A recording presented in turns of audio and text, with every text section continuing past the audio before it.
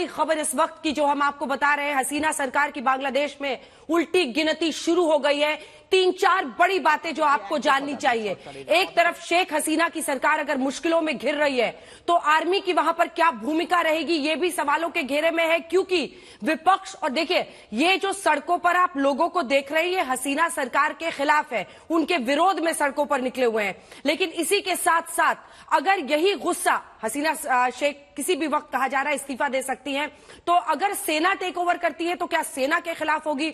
सेना भी क्या सोच समझकर इस वक्त कदम रख रही है? दूसरी तरफ अगर शेख हसीना बांग्लादेश से ही बाहर निकल जाती हैं कहीं, तो ये अपने आप में अस्थिरता की एक पूरी कहानी पड़ोसी मुल्क बांग्लादेश में लिखता हुआ दिखाई दे रहा है। बड़ी खबर इस वक्त की यह है कि सूत्रों के हवाले से तो ऐसी खबर आ रही है कि शेख हसीना ने इस्तीफा दे दिया है, लेकिन औपचारिक रूप से इसकी पुष्टि होनी है। गीता मोहन हमारी सहयोगी इसी खबर पर हमारे साथ बनी हुई है और हमारे साथ अनुपम मिश्रा हमारे सहयोगी इस वक्त जुड़ रहे हैं। गीता, सबसे पहले आपके पास आते हुए, क्या बांग्लादेश अस्थिरता के एक बहुत बड़े अध्याय की तरफ बढ़ रहा है? शेख हसीना के इस्तीफे की औपचारिक पुष्टि नहीं हो पा रही है, लेकिन संकेत साफ है। सेना फिर क्या भूमिका अपनाएगी? मतलब क्या इसको ऑफिशियली कू कहा जा सकता है, या चूंकि विरोध इतना ज्यादा अब शेख हसीना का हो रहा है, वो दबाव में अब इस्तीफा दे रही हैं, विपक्ष का रोल उभरेगा? क्या होता हुआ दिख रहा है आपको बांग्लादेश में?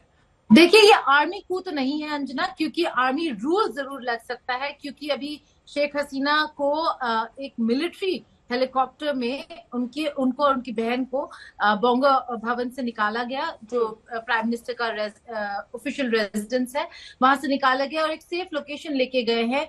आपको याद होगा श्रीलंका में जिस तरीके के विजुअल्स और सीन्स नजर आए थे जब लोग बिल्कुल प्रेसिडेंशियल पैलेस के अंदर घुस गए थे, वैसे ही अभी विजुअल्स जो है ढाका से नजर आ रहे हैं। वहां से जो विजुअल्स आ रहे हैं काफी चिंताजनक है और काफी कंसर्निंग है भारत के लिए, क्योंकि शेख हसीना भारत के लिए बहुत इंपॉर्टेंट लीडर है बांग्लादेश में।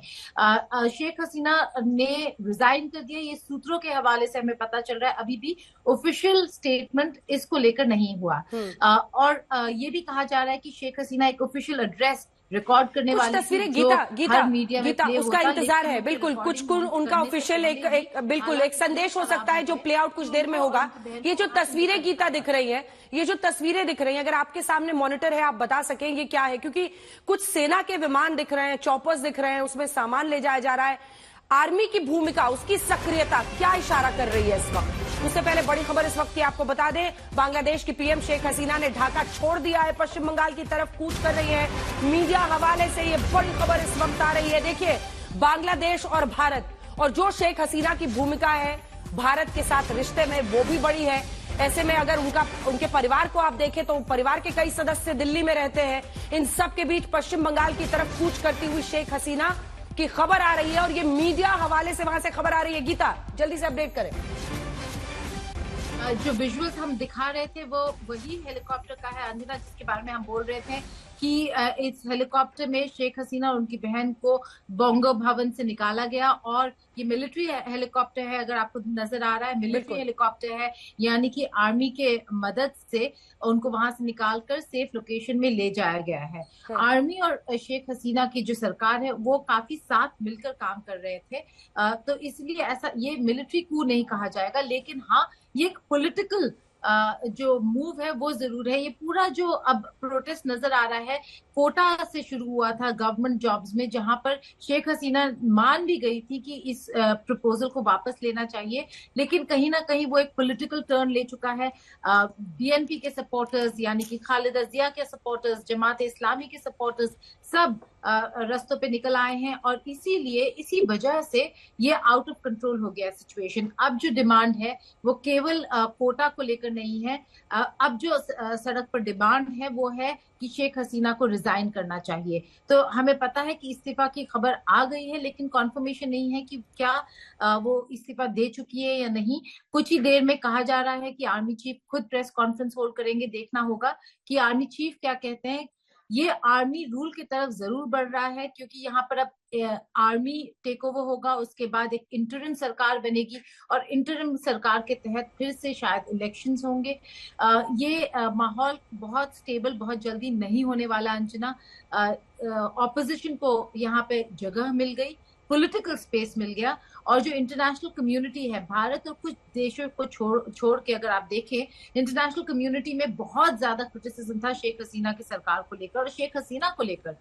तो वेस्टर्न इन्फ्लुएंस कितना है इस पूरे प्रोटेस्ट में, वो भी देखना होगा।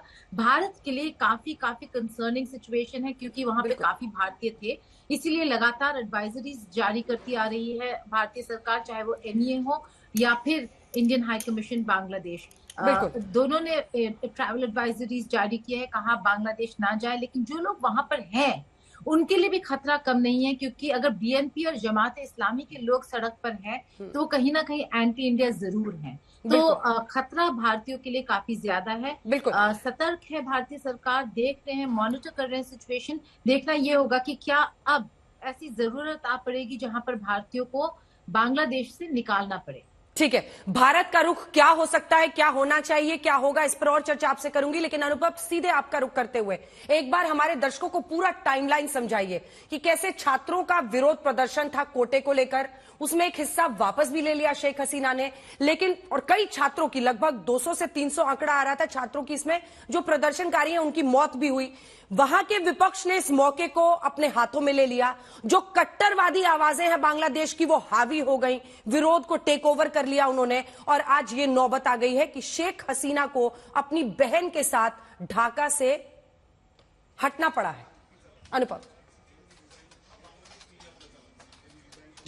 जी बिल्कुल अंजना, पिछले महीने जो एंटी कोटा आंदोलन की शुरुआत हुई, खासतौर पर ढाका यूनिवर्सिटी से छात्रों ने इसकी शुरुआत की, और इसके पीछे की जो वजह बताई गई, जो मुक्ति योद्धा हैं उनके परिवारों को जो कोटा दिया जाता रहा है उसके खिलाफ मुख्यतः ये आंदोलन शुरू हुआ था। और ये आंदोलन एक तरह से मूवमेंट में तब्दील होता गया, और धीरे धीरे जो मूवमेंट थी वो हिंसक होने लगी, जगह जगह तोड़फोड़, आगजनी शुरू हुई। इसके बाद पुलिस ने वहां पर मोर्चा संभाला, और पिछले महीने ही हमें पता है कि लगभग 150 तो ऑफिशियल फिगर बांग्लादेश सरकार की ओर से दिए गए कि 150 के आसपास लोगों की मौत हुई। और इसके बाद शेख हसीना ने सुप्रीम कोर्ट का रुख किया। सुप्रीम कोर्ट में सरकार ने जो कोटा है उसको कम करने की बात की, सुप्रीम कोर्ट ने भी कोटा को कम कर दिया, 5% के आसपास कर दिया गया, काफी कम कर दिया गया। इसके बाद थोड़ी स्थिति सुधरी, लेकिन कल से स्थिति और बिगड़नी शुरू हुई। खास तौर पर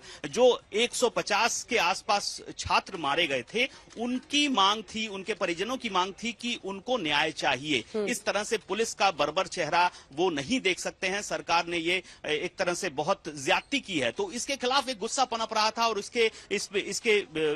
इनके साथ जो बीएनपी है, जो जमात है, जो दोनों लोग हैं, वो साथ में छात्रों के साथ जुड़ गए और एक नई मूवमेंट शुरू हुई, जिस मूवमेंट को नाम दिया गया शेख हसीना को हटाना है, शेख हसीना को रिजाइन करना होगा। और एक लॉन्ग मार्च का आह्वान किया गया। कल ही ये आह्वान किया गया, कल भी काफी लोग मारे गए, और बांग्लादेश के इतिहास में कल सबसे ज्यादा लोग मारे गए हैं। लगभग 91 लोगों की कल मौत हुई है। जो पूरा कुल मिलाकर अनुपम कहा जा रहा है लगभग 300 लोगों की जान जा चुकी है।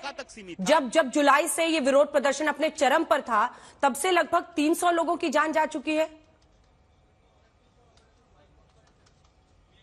जी बिल्कुल, कल ही वही मैं कह रहा हूं कि कल ही 91 लोगों की मौत हुई, और उसके बाद ढाका मार्च का आह्वान किया गया, लॉन्ग मार्च। और आज सुबह से ही लाखों की संख्या में लोग ढाका की ओर मूव करने लगे। और जो आंदोलन, जो एंटी कोटा आंदोलन सिर्फ ढाका तक सीमित था, कल से वो पूरे देश में बिखर गया। पूरे देश में विरोध प्रदर्शन शुरू हो गए, और आज सुबह से ही लाखों की संख्या में छात्र कहिए या लोग कहिए, वो ढाका की ओर मूव करने लगे। तस्वीरें अभी हम दिखा रहे थे, उसको फिर से फुल स्क्रीन पर दिखाइए।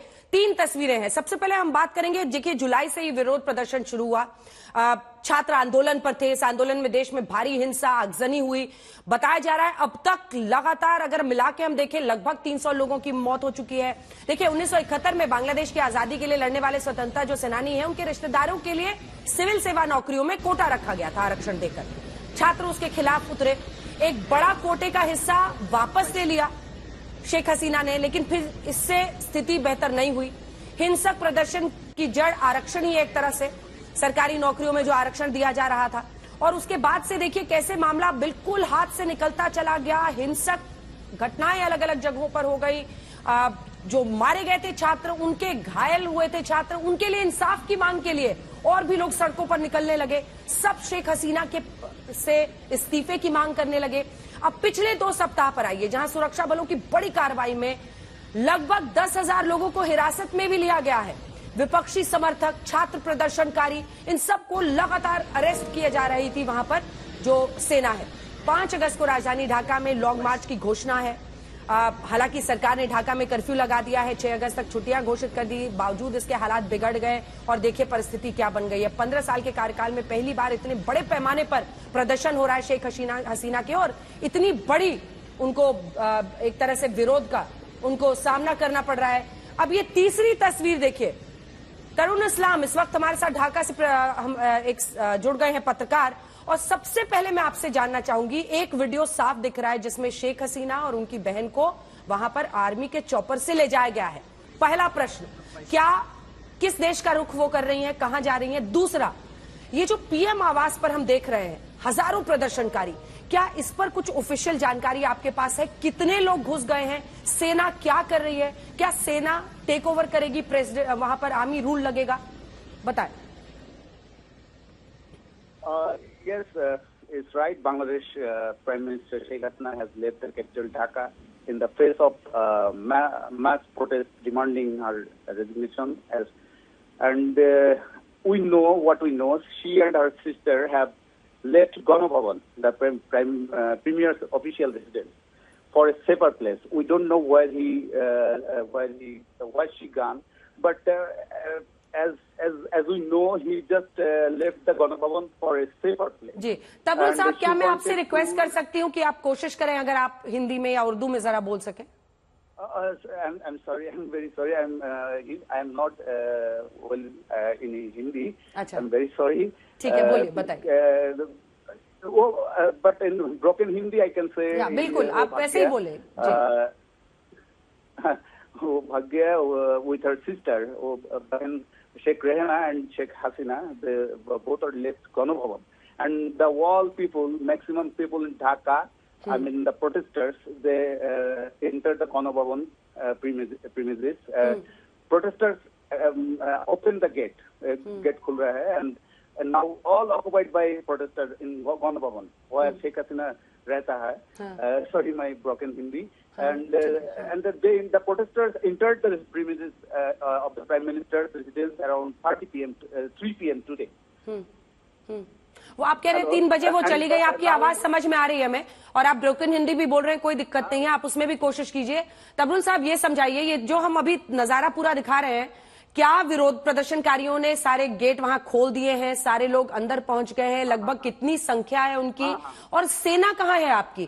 क्या बिल्कुल कंट्रोल से बाहर है अभी ये विरोध प्रदर्शन? Army chief said us here at 4 p.m. वो भाषण देंगे. I mean the army chief to deliver address at 4 p.m. Then we can know what will be happening in next few hours. Army Chief Wakaruজ্জামান, General Wakaruজ্জামান, he just informed us that at 4 p.m. we can get to know what happened or going to be happening in next few hours. और शेख हसीना ने क्या कुछ recorded एक संदेश भी record किया है जो कुछ देर में जारी हो सकता है? जानकारी आ रही थी कि कुछ नहीं No, ये वो कोशिश कर रहे हैं, but no chance. Army chief or army said at this morning, no time. उनको पास कोई टाइम नहीं है, उनको समय नहीं मिला ये सब करने का। स्थिति इतनी खराब हो गई, आप बता रहे हैं कि उसकी वजह से उनको अपनी बहन के साथ वहां से निकलना पड़ा है। क्या आपके पास कोई जानकारी है तबरुल साहब कि वो किस देश का रुख कर रही हैं? Still we are not clear. Because what we get to know, the army chief call कर रहे हैं few politicians like former minister Anisul Islam Mahmood, former and Mujibul Haq Chunnu, few politicians है वो कॉल कर रहे हैं. अब एक बार जरा शेख हसीना पर आते हैं। देखिए, लगातार 5वीं बार वो बांग्लादेश की प्रधानमंत्री बनी है, 4थी बार आम चुनाव में जीत हासिल उन्होंने की। क्या हुआ, जो परिस्थितियां बनी है, एक बार अगर आप समझाएं कि शेख हसीना के खिलाफ उन पर यह आरोप लगता है कि विपक्ष की सभी आवाजें उन्होंने बंद कर दी थी। ये छात्र जो थे वो कोटा के विरोध में थे, सिविल सेवाओं में जो दिया जा रहा था, उसके विरोध में थे, कुछ कोटा उन्होंने वापस भी लिया, लेकिन फिर जो कट्टर आवाजें हैं, कट्टर संगठन है बांग्लादेश के अंदर, क्या उन्होंने पूरा हाईजैक कर लिया छात्र आंदोलन को और फिर ये नौबत ऐसी आई है कि बांग्लादेश से ही शेख हसीना को निकलना पड़ा? Actually, he ignored the voice of people. He ignored the voice of students. Students' demand was very simple, but she ignored everything. She ignored with his supreme power. That was the main fault. Very galti thi. Sorry, I'm very sorry in Hindi, but it was very fault for government because people the student wants very simple 9 demands, but she ignored everything. And when she agreed, but the time was finished before that. That's why everything collapsed very quickly. Army rule लगेगा, आपको क्या लगता है? Sorry? Army rule लगेगा, क्या होगा? Actually, we don't know what happened now, what will be happening in next few hours, few days. We have to wait, we have to see actually. और opposition की क्या स्थिति है? जो विपक्षी पार्टियां हैं वहां पर, वो क्या कह रही हैं? उनका क्या रुख है?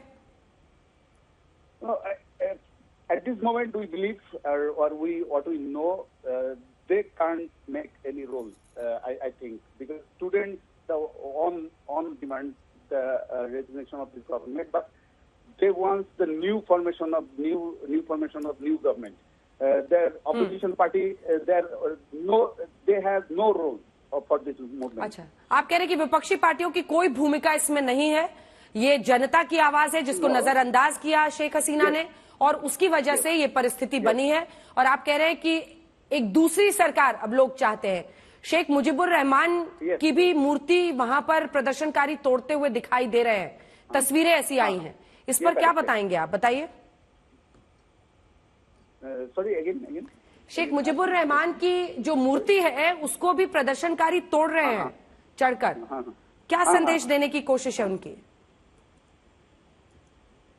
Actually, it's a very difficult situation for all Awami leaders, or it is very critical situation for all Awami leaders, politicians, because the Janta, the peoples are very angry with them. So it is many things going to be happened, I think, in next few days. कुछ घंटे बहुत ही नाजुक हैं। बहुत बहुत धन्यवाद आपका हमारे साथ तबरुल इस्लाम साहब जुड़ने के लिए।